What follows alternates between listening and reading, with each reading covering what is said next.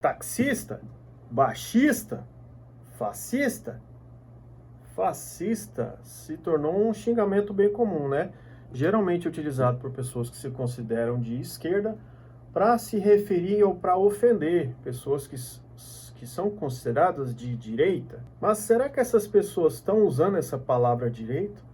E para adicionar aí pitadas de polêmica, Bolsonaro é fascista? Então, bora tentar explicar isso com a história. Olá, senhoras e senhores, bem-vindos ao Explicando com a História, o canal onde a gente explica assuntos da atualidade com a história. E o assunto de hoje é fascismo. E será que o Bolsonaro é fascista?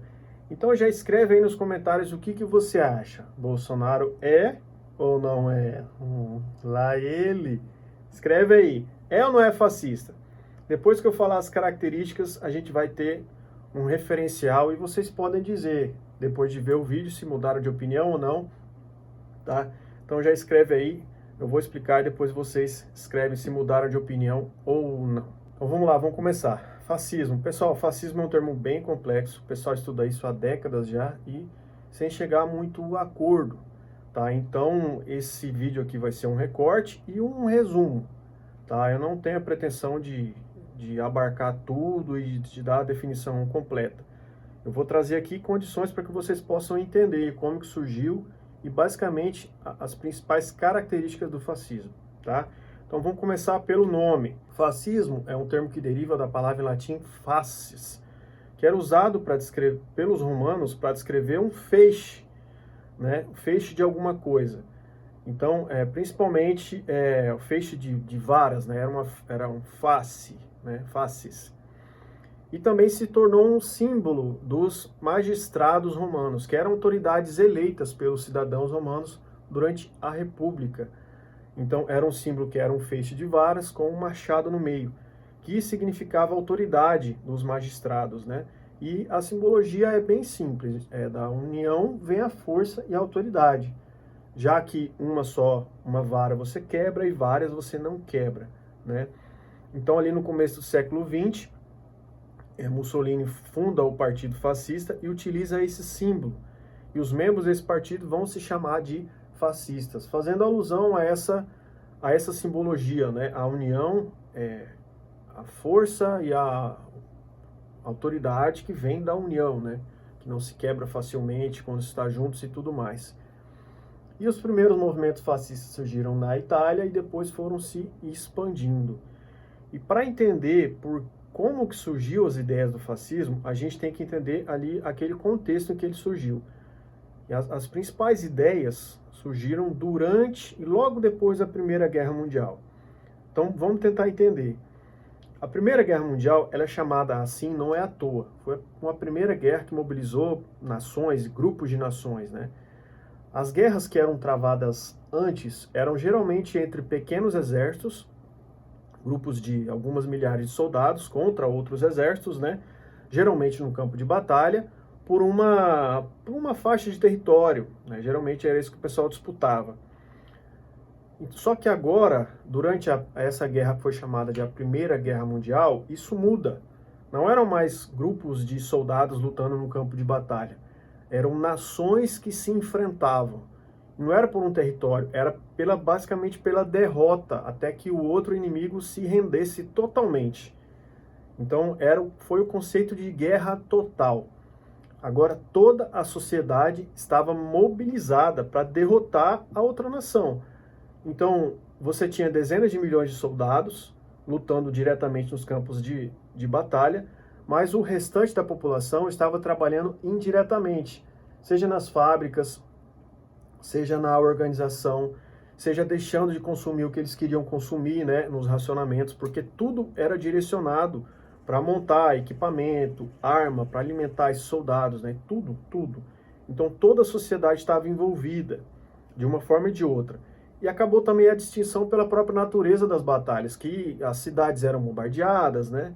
Então, assim, não tinha mais essa distinção, já que o esforço é para derrotar outra nação, todos os membros dessa nação são inimigos, né? E merecem ser derrotados, presos ou mortos, já que eles fazem também parte do esforço de guerra. Então, se você bombardeia uma cidade que tem uma indústria, isso pode prejudicar seu inimigo Então é um objetivo válido.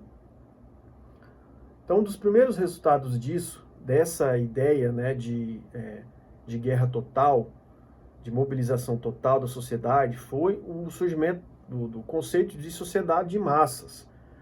Por quê? Porque agora você não tem mais indivíduos, agora você tem uma grande massa concentrada em um único objetivo: vencer o inimigo, né? O segundo resultado disso foi a formação ou a concessão de muitos poderes para o Estado, surgimento de um Estado muito poderoso. Porque era um Estado que o executivo tinha muitas forças para tomar decisões muito rápidas, para mobilizar milhões de pessoas e muitos recursos rapidamente. Então era um Estado muito poderoso, com um executivo muito forte, para tomar decisões muito rapidamente.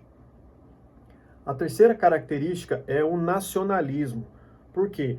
Para mobilizar as pessoas, seja para lutar, seja para trabalhar nas fábricas, seja para deixar de consumir, para concentrar os recursos no esforço, né? Foi se investido muito nas propagandas nacionalistas, apelando para os valores, né, nacionais.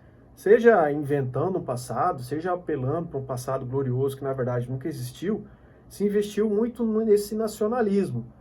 Então criou-se esse sentimento de nacionalismo, de união, né? Tudo isso meio que se misturou. Foi muita propaganda para convencer o pessoal a lutar, convencer o pessoal a trabalhar, a deixar de consumir e tudo mais, né?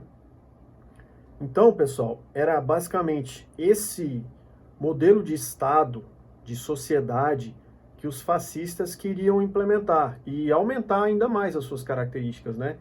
Então, eles queriam um Estado muito poderoso, eles queriam toda a população mobilizada em torno do ideal do nacionalismo, né? Que todos eram uma coisa só, que as pessoas tinham que deixar de lado as suas diferenças e as suas liberdades para se concentrar em vencer o inimigo e lutar pelos ideais grandiosos da nação. Então era isso que os fascistas queriam. E principalmente ali na Itália e na Alemanha, isso foi mais acentuado, né? O pessoal que estuda isso de maneira séria, que não sai falando que qualquer coisa é fascismo, principalmente aí a Hannah Arendt, né, que é bem conhecida nesse termo, nessa discussão, ela fala isso. Fascismo é um termo para descrever esses regimes com características específicas na Alemanha e na Itália, né? Porque ali o fascismo realmente se desenvolveu. Por quê? Porque ali tinham condições meio que ideais para que o fascismo florescesse. Esses dois países tinham sido humilhados na Primeira Guerra Mundial, seja a Itália que mudou de lado perto do final, ou seja a Alemanha que foi realmente derrotada, né, e sobre ela caiu os custos e a culpa da guerra. Então, esses dois países estavam passando pelos graves efeitos do pós-guerra, tinham sido humilhados na Primeira Guerra Mundial, estavam passando pelos efeitos da crise econômica, né? Então, o que começou a acontecer? Começou a acontecer que esse pessoal, principalmente ali os ex-militares, começaram a se lembrar com saudade desse período da Primeira Guerra Mundial, em que não tinha diferença, né, que estavam todos unidos, do nacionalismo, aquele senso de camaradagem que unia a todos, e começaram a falar, não, a gente tem que... Esse é o modelo de sociedade, né? A gente tem que se unir em torno de um objetivo comum. Todos somos iguais, temos que suprimir as liberdades. Um Estado liderado por um líder forte, igual um general, que vai nos conduzir à vitória da nação, né? Nós somos superiores e temos que derrotar nossos inimigos. Então, era isso, né, que os fascistas queriam. Tá? De modo, ali principalmente, como eu já tenho falado, na Itália e na Alemanha, porque ali as características, ali as consequências da derrota foram mais agudas, né, da crise econômica também, tá? E outros muitos fatores que não cabe aqui falar. Mas já que nós já falamos sobre o significado do fascismo, sobre por que ele surgiu ali durante a Primeira Guerra Mundial e sobre por que ele floresceu principalmente na Alemanha e na Itália, vamos falar agora das principais características, que é falar um pouco mais das coisas que eu já venho falado aqui, né? Então vamos lá. A primeira característica do fascismo é que é um movimento de massas, uma sociedade de massas, como eu já falei, né? Então não havia mais indivíduos, né? Havia os membros de uma sociedade que deveriam se unir em torno de um objetivo que era a grandeza da nação e derrotar os seus inimigos. E aqui a gente entende por que os fascistas eles eram antiliberais. Porque o liberalismo ele pressupõe a liberdade econômica e liberdade política, para você escolher o que você vai comprar, em quem você vai votar. Para os fascistas isso não precisava disso, tá? Você não tem que escolher, né? Os políticos não resolvem nada. Então a gente precisa de um líder forte, né? Os políticos que nos levaram a essa crise. Então era um movimento de massas e antiliberal.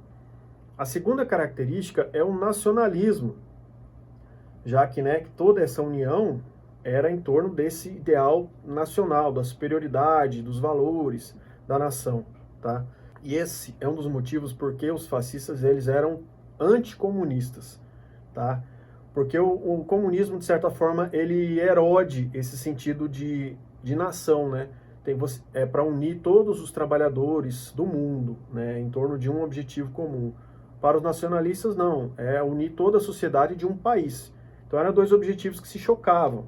Esse é um dos motivos por eles serem anticomunistas. A terceira característica é uma sociedade militar, né? Já que era uma sociedade voltada para a guerra, para eliminar os inimigos da nação. E do mesmo jeito que no exército existe ordem e hierarquia, também na sociedade devia ter, né? A sociedade devia ser fortemente hierarquizada, cada um sabendo seu papel e seguindo as ordens dos superiores, sem questionar. Quarta característica é a presença de um líder forte, que representasse os ideais da nação e conduzisse a nação em direção à grandeza. Do mesmo jeito que você tem um general que conduz o exército, você vai ter um líder que conduz a nação, né? Então, alguém que represente esses ideais, que tome as decisões e conduza a nação para a grandeza, né? E porque já que os políticos não resolviam nada, não tiravam da crise, foram eles que causaram a derrota na guerra, então esse líder ia resolver tudo, tá?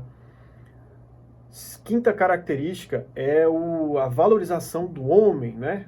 A gente pode dizer aí um machismo, se você quiser falar assim.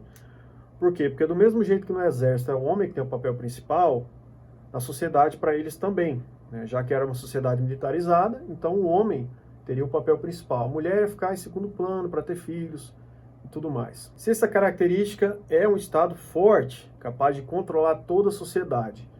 Desde a imprensa, garantindo que nada que prejudicasse o esforço de guerra ou a imagem da nação fosse publicado, passando pelo exército, que era a principal ferramenta, né, para conquistar e expandir a nação, e chegando na indústria, que deveria ser controlada para ser voltada para a produção de armas e equipamentos militares.